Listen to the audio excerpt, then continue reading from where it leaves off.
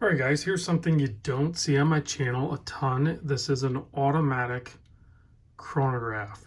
So typically you're going to see these with the Valjoux movement. That's what's in this. It's the 7750, and this is the Hamilton. They use these crazy part numbers, right? So it's a H64616131. I don't know what they're really calling it. I mean, it's a khaki automatic chronograph, but I had never seen this particular model before. This was found over on Mimo's site, and he'll do, if you go over to a site, which I'll put a link in the description, he'll do barn finds. So sometimes he runs across weird watches or hard to find things, and he'll just kind of stumble across them. I'm assuming he takes them in on trade or something. So he'll post them up there, and there's been some really cool stuff. This was one of them. My buddy Jerry actually bought this one from Mimo and got a deal on it because the retail on it back in when it was out, because I think they're discontinued, was $1,595, and Mimo had it listed for $875, and it was like in very good condition. There's a couple little nicks on it, but it's really good shape. And I'm sure Jerry probably got a deal because he's bought a ton of watches from Mimo, so I bet you anything Mimo probably discounted it even more off the $875, which is why it's important to develop a relationship with your watch guy or your AD. So as you can see, I have the chronograph hand running, and we'll talk about all the subdials just briefly. But let's get into the size of the watch first. It is a 42 millimeter case. It's a little bit less, about 41.5 millimeter if you measure just at the metal bezel. It's actually a little bit smaller than the case. So that's kind of nice because that's the shiny part, and that's kind of what you're going to see on your wrist. So it looks more like a 41.5 millimeter on wrist, excluding crown guards and crown, obviously. A pretty long 52 millimeter lug to lug. Nice turn downs on it though, and you can see it's relatively thick as well, but you know, chronograph movement with a bunch of other stuff on it, date and all that stuff like that. If you take all that in consideration, it's not that thick. It's 15 millimeter, and it has a double domed sapphire crystal on it.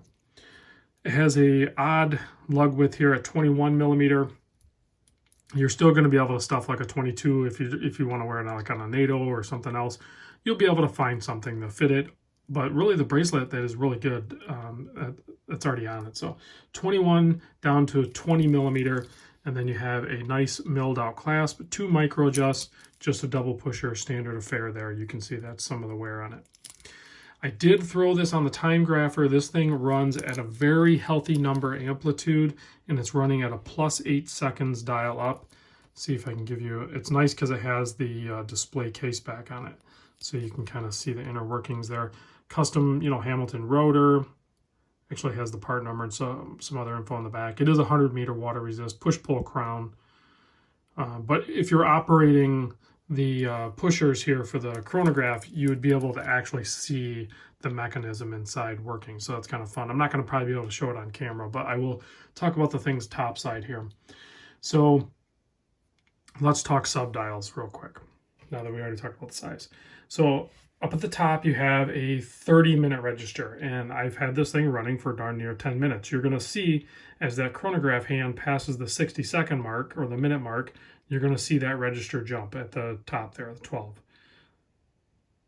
And it didn't jump. Okay, so that jumps. It did, but you just didn't see it, I guess.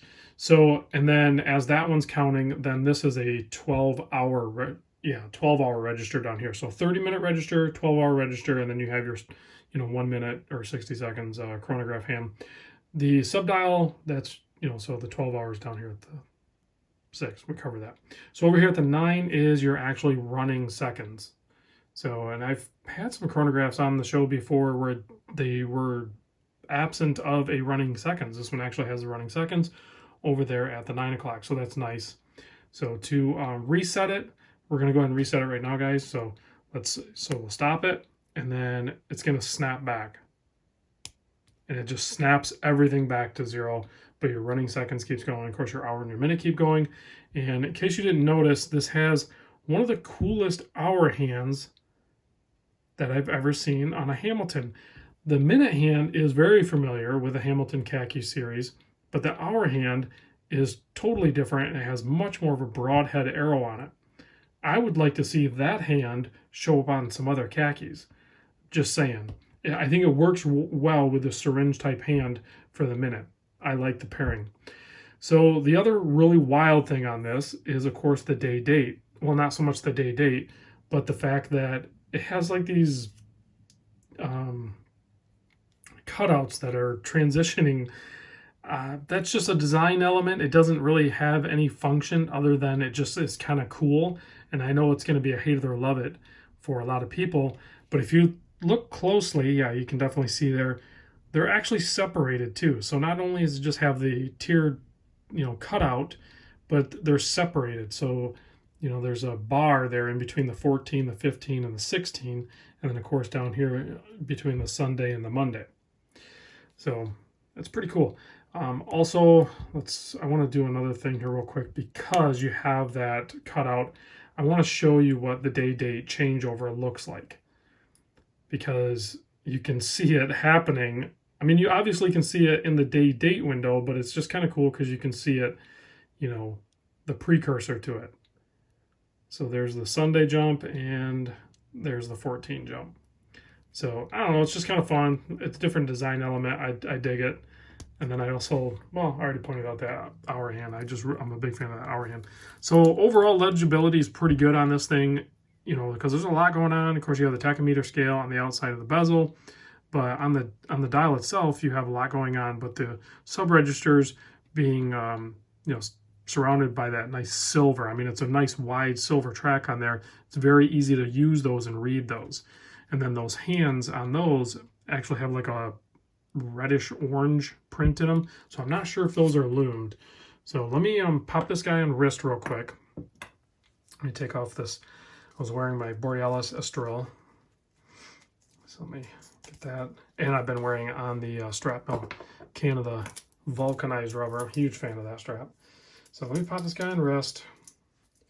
And you can see on my 7 1/4, totally can wear it. It's a 42 by 52. Typically, seems like my new sweet spot is like 42 by 50, but these lugs turn down really good, and it helps balance out the watch on my wrist because it is a little weighty, sized a little bit big for my wrist. It weighs in at 204 grams. So if I were to take another link out of here, probably going to weigh about 200 grams, which is fairly weighty, but I think my Seamaster weighs just over 200 grams. So it's about the same as that. It's really close, but there's a big chunk of metal here and a really nice big thick movement in there.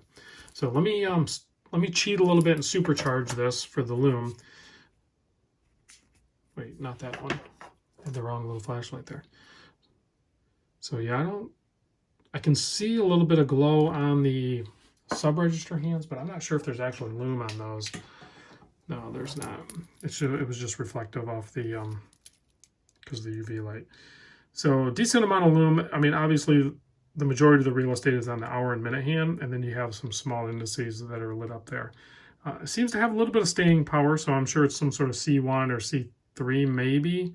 I'm not sure what year this watch was made. I don't think it's super old, but it's definitely in good condition. So anyway, guys, thanks for watching. Big thanks to Jerry for sharing this one with us, and don't forget, Mimo is not only great for buying authorized dealer G-Shock and Hamilton and Seiko.